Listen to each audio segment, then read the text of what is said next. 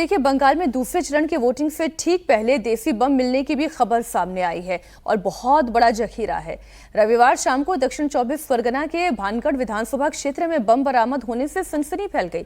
Police ने उत्तर Kashipur police station के इलाके में ही तृणमूल कार्यकर्ता के घर के पीछे से बगीचे में कुल 100 नए बम बरामद किए हैं। ये देखें बमों की तस्वीर आपके सामने। बताया जा रहा है कि उत्तर काशीपुर पुलिस स्टेशन की सूचना पर ही इस इलाके में छापेमारी की गई और एक घर को लेकर संदेह पैदा हो रहा था। उस घर के पीछे के बगीचे में तलाशी ली गई तो थैला मिला, थैला खोला गया तो बम बरामद हुए और जब गिनती हुई तो संख्या 100 में निकली।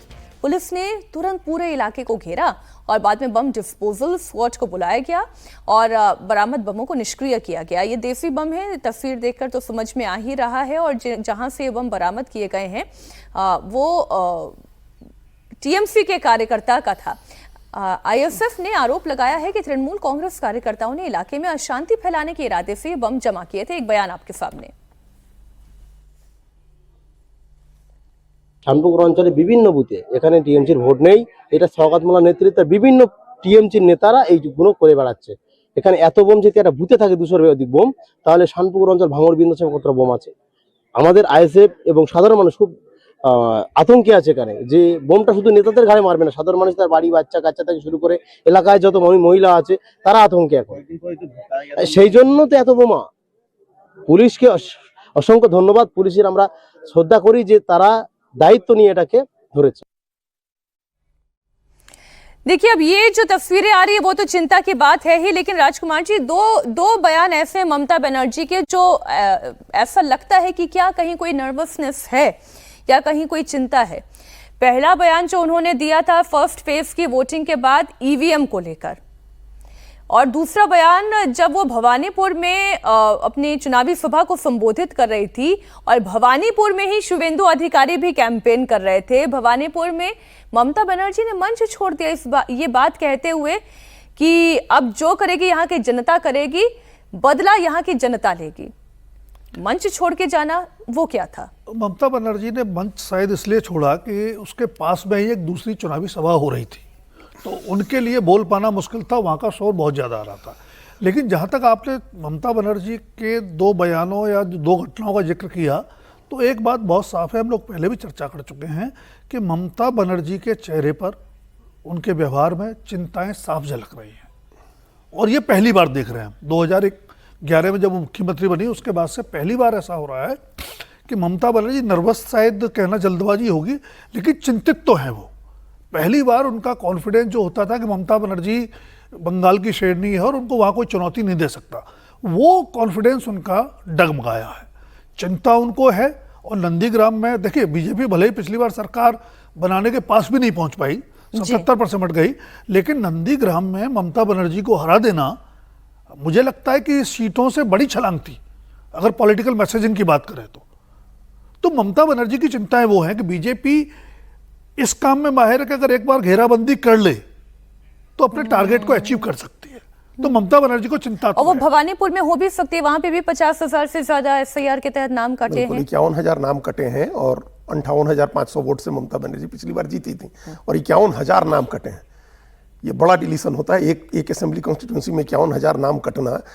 हालांकि उसमें फिर ममता बनर्जी के लिए सिल्वर लाइनिंग ये है कि 13,000 मुस्लिम नाम कटे हैं और 38,000 हिंदू नाम कटे हैं।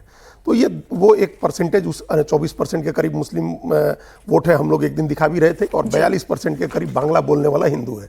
तो ममता बनर्जी की उम्मीद उस बांग्ला बोलने वाले हिंदू के ऊपर है कि वो उनके साथ जो उनका 24% मुस्लिम वोट है उसके साथ आकर के बांग्ला बोलने वाला हिंदू दे देगा।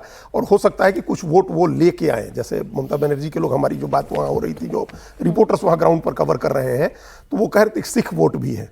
तो ममता बनर्जी ये एक्सपेक्ट कर रही हैं कि सिख वोट उनको मिलेगा, क्योंकि बीजेपी के साथ एक स्ट्रेंड रिलेशनशिप है पंजाब में, तो उसकी वजह से वो एक्सपेक्ट करें। लेकिन जैन वोट है, जो गुजरात और राजस्थान के मारवाड़ के इलाके के लोगों का वोट है, वैश्य का वोट है, वो बड़ा है, और कायस्थ का वोट है वहाँ, वो तो बीजेपी का ही वोट को वोट जाएगा।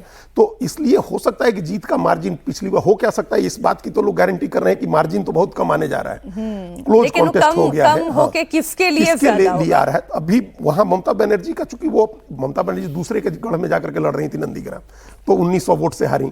ये तो अपना इलाका है उनका, और जहां लोग एक्सपेक्ट कर रहे हैं, लोगों का ये मानना है, मतलब जो वहाँ चर्चा है, हमारी बात हो रही है तो, कि शुभेंदु अधिकारी जीतेंगे तो दोनों जगह से अगर जीत गए तो वो नंदीग्राम ऑप्ट करेंगे, वो भवानीपुर छोड़ देंगे। हाँ, चूंकि ये धारणा बनाई जा रही है टीएमसी की तरफ से, लेकिन बीजेपी ये कह रही है कि क्यों छोड़ेंगे, ये कलकत्ता की सीट है और ममता बनर्जी को अगर हरा के जीतते हैं तो यहीं से रहेंगे वो। तो ये एक दुविधा हो सकता है कि कुछ लोगों को, वो एक फेंस पर बैठे लोगों को शिफ्ट करे इधर उधर।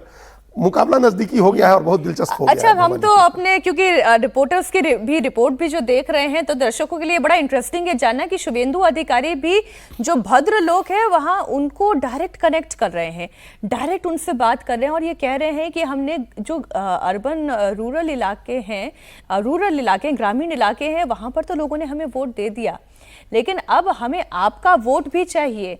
और ये डायरेक्ट बात हो रही है और जिस अंदाज में ये बातचीत हो रही है उससे ये समझ में आ रहा है कि मन कुछ तो परिवर्तित हो रहा है। ये नहीं कह सकते कि पूरा का पूरा हिंदू वोट जो है वो ध्रुवीकरण हो जाएगा, लेकिन अगर उसमें 3% का भी, मैं तो 10 में से काउंट करके चल रही हूँ, उसमें वो 3% का भी डेंट हो गया तो वो ममता बनर्जी के लिए बहुत बड़ा डेंट होगा। इधर साउथ 24 परगना के ही डायमंड हार्बर की जंग भी है, वो भी बड़ी दिलचस्प हो गई है।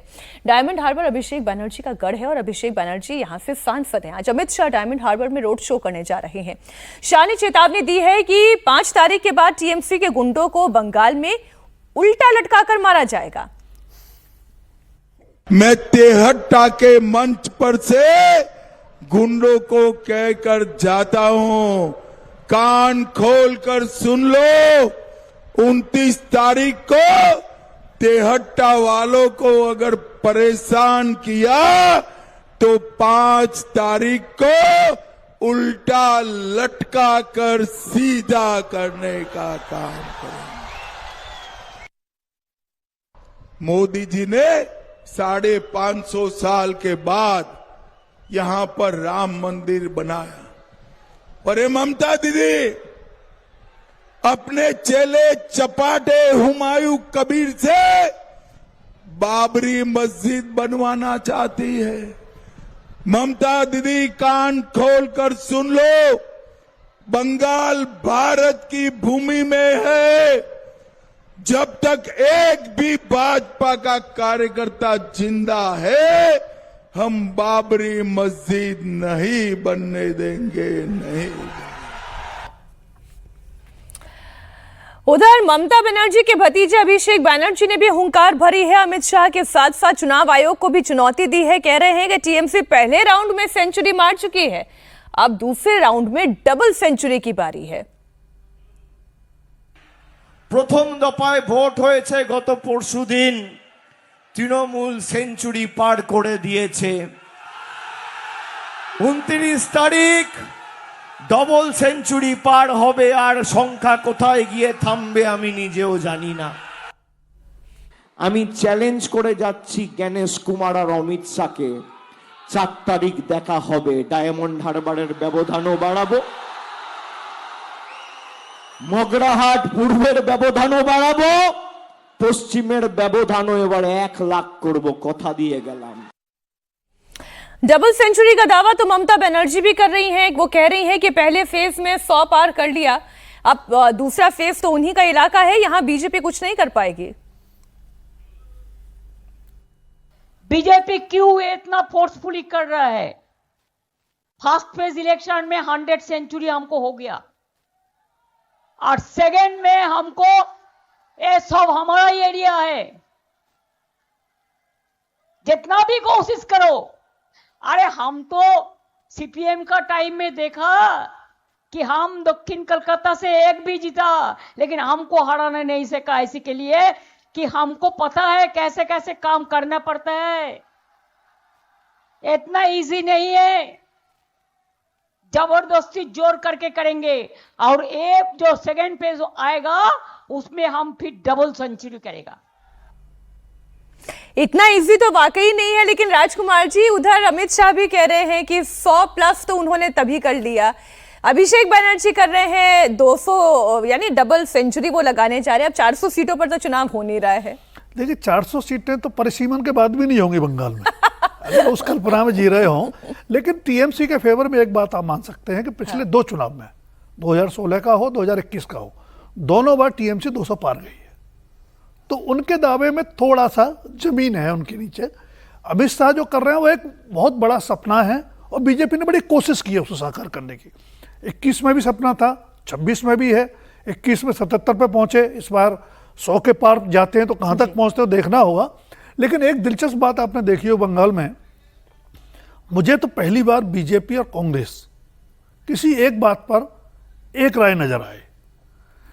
नरेंद्र मोदी, अमित शाह दोनों ने कहा कि टीएमसी के गुंडों का राज है, उससे आज़ाद कराना है बंगाल को। वही बात राहुल गांधी ने भी कल कही कि टीएमसी के गुंडों का राज है। तो टीएमसी का गुंडा राज है बंगाल में, इस बात पर बीजेपी और कांग्रेस एक राय है। अभी ममता बनर्जी ने बोला ना, हमने तो सीपीएम का भी जमाना देखा, इतना आसान नहीं ये है। बहुत जरूरी समझना। ममता बनर्जी ने वो जो लेफ्ट फ्रंट का जो सरकार थी, और मैकेनिज्म दोनों की मिलती जुलती है, चुनाव लड़ने की, चुनाव जीतने की। तो ममता बनर्जी ने खाली उनसे वोट बैंक नहीं लिया, पावर नहीं लिया, पावर मेंटेन रखने का जो मैकेनिज्म होता है, चुनाव जीत के सरकार में बने रहने का, सरकार चलाने का, वो भी उनसे काफी कुछ सीखा है। अजीत जी, क्या क्या करना पड़ता है, कैसे कैसे करना पड़ता है, वो ममता बनर्जी खुद ही बोल रही है, जानती हैं और वो सब कर रही हैं, उसमें कोई दिक्कत थोड़ा, वो सब कर रही हैं जो सीखा उन्होंने।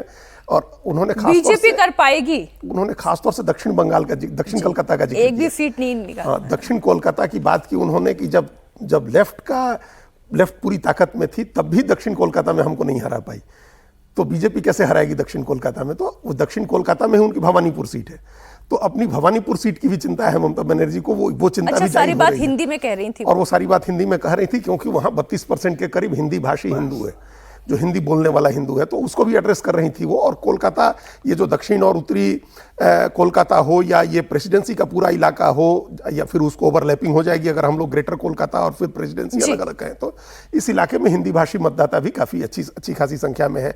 वो भद्रलोक को भी अपने एड्रेस कर रही थी। तो उनका कहना है कि वो चुनाव जीतने के सारे तरीके जानती हैं। लेफ्ट के टाइम भी दक्षिण कोलकाता का गढ़ उनका नहीं टूटा था, तो भारतीय जनता पार्टी उनका दक्षिण कोलकाता का गढ़ नहीं तोड़ सकती है।